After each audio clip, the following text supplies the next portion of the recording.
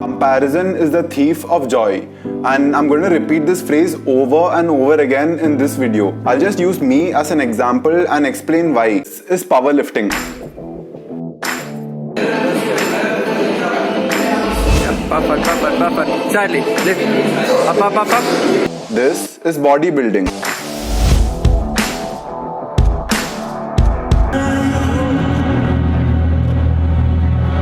And that is Arnold Schwarzenegger as a teenager who had been competing only for a few years and had already won the Mr. Universe. When he barely finished through puberty, Schwarzenegger had already built one of the greatest physiques, even when compared to grown men, who by the way had been training twice as long. And that is me, who has been working out for exactly 5 years on this very day.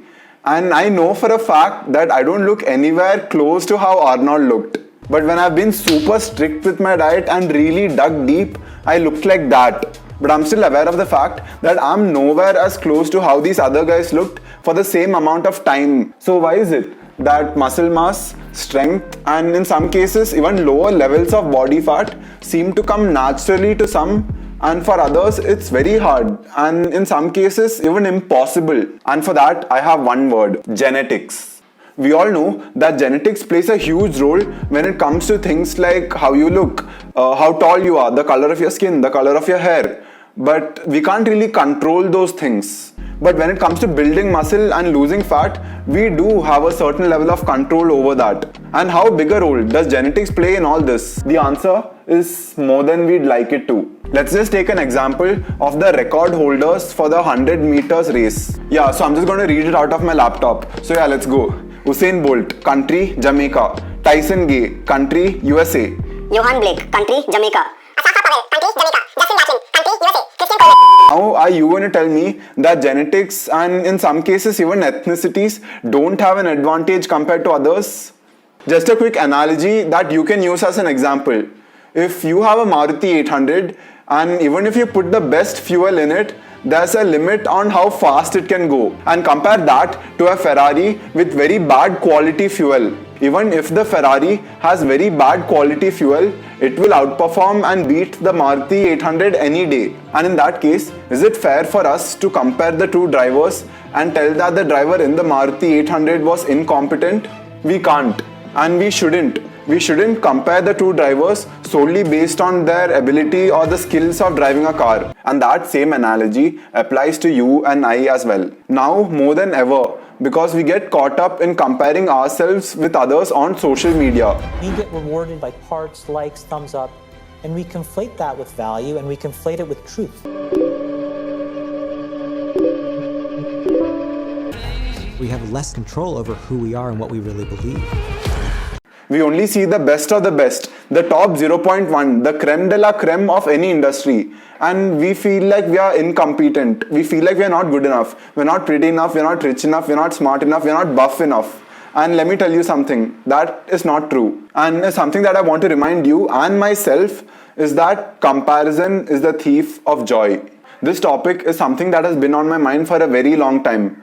And just like most young, impressionable teenagers, even I fell into the trap of having unrealistic expectations. Even I thought with just 2 years of training, I would end up looking like Jeff Seid or David Lade or Chris Bumstead.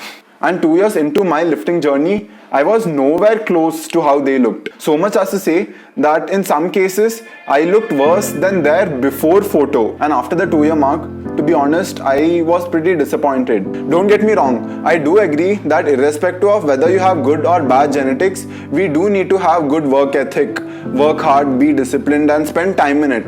But the inevitable fact is that genetics play a huge role. Irrespective of how hard you train, how clean you eat, it can only get you so far, you know. But Vivek, what does that mean? Does it mean that we should give up altogether? Hell no. Like I agree that when you have bad genetics or not the best genetics, it can get pretty demotivating, especially when we get caught up in comparing ourselves with others. There's no point in trying and focusing on the things we can't control, but rather trying and focusing and improving on the things we actually can. Trying to eat healthier than last time, building a better work ethic, and training harder than last time. There's no problem in using others for inspiration and motivation. But at the end of the day, we should also be aware that everybody is running their own race. So the only person you can compare yourself with is you. Because if we start comparing ourselves with others, we are just setting ourselves up for disappointment. And let me tell you something about comparison. Comparison is the thief of joy. Okay, so welcome to part 2 of the video. Motivational videos are nice and all, but what is even better is things which are actionable and things you can put into effect immediately. So that's what I'm going to do in this part, and also share everything that I've picked up over the last 5 years.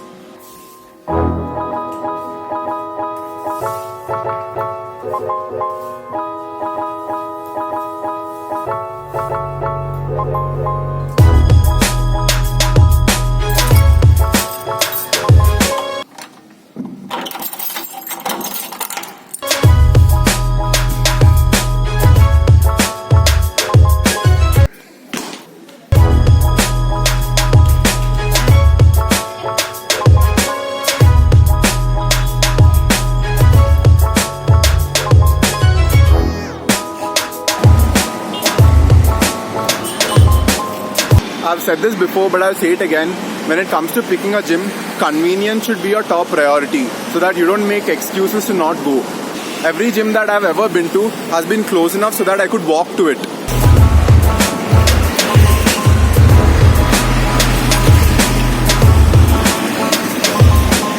Walked all the way to the gym only to realize that it's closed.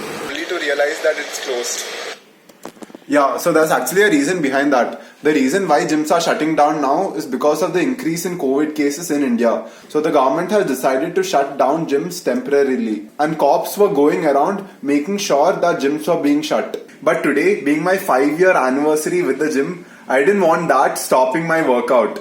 So I know this other gym which is owned by a police officer, and I knew for a fact that it wouldn't be closed.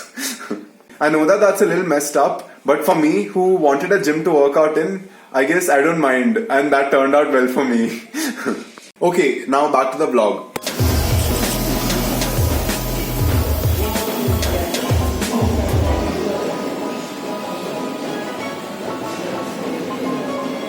Huh? Huh? Yeah. No. Okay. I'll not mention the name or anything. That's it. Yeah. Can you mention that? Yeah, definitely.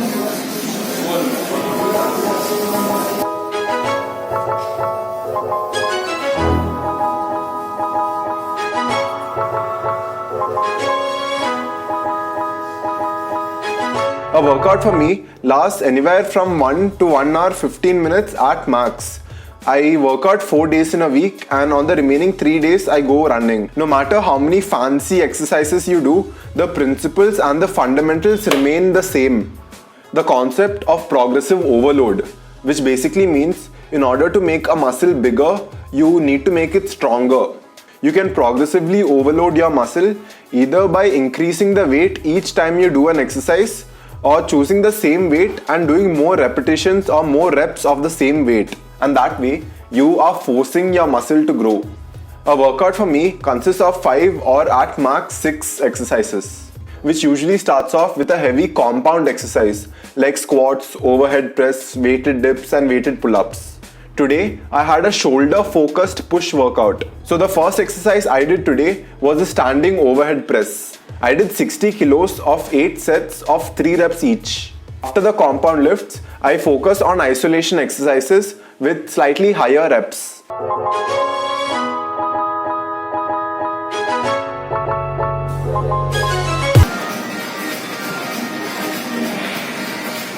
The rep range for isolation exercises are anywhere between 12 to 15 at max.